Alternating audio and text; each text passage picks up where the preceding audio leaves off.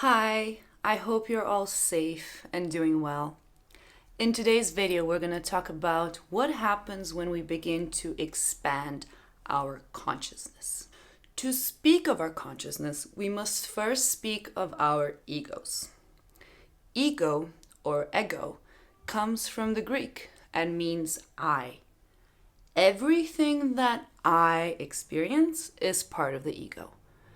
Everything we think, everything our senses pick up from the world around us, everything we are conscious of is part of our ego.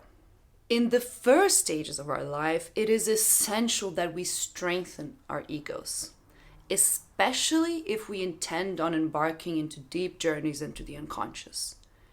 We need to be very sure of who we are, how we live. We need to have our feet very, very firmly on the ground. In this process, we inevitably create ideas about our lives and about how the world works. Fixed ideas that give us a feeling of control and safety. At some point, however, comes the time of challenging our egos. We can start to question every single idea we've formed throughout our lives. Remember, ideas are not real. We each think and we each experience this world in a completely different way. When we begin to question that structure we set up around ourselves, we begin to expand our consciousness.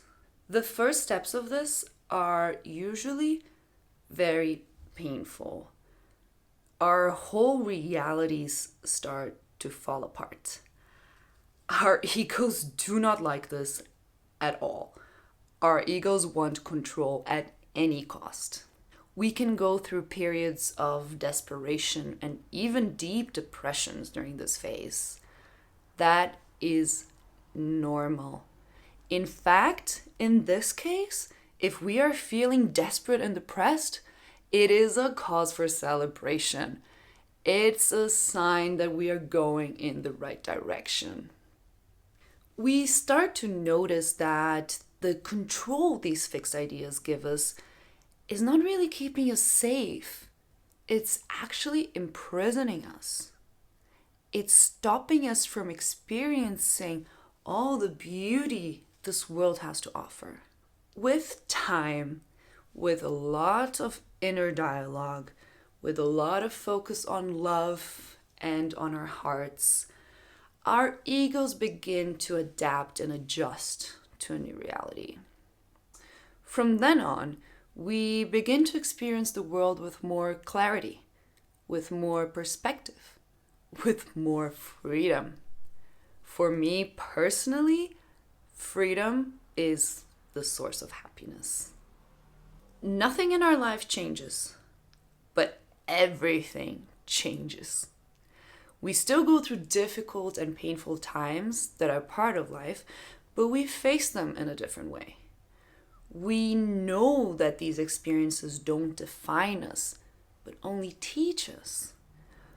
It becomes easier to accept life. We can start not taking our lives and ourselves so seriously.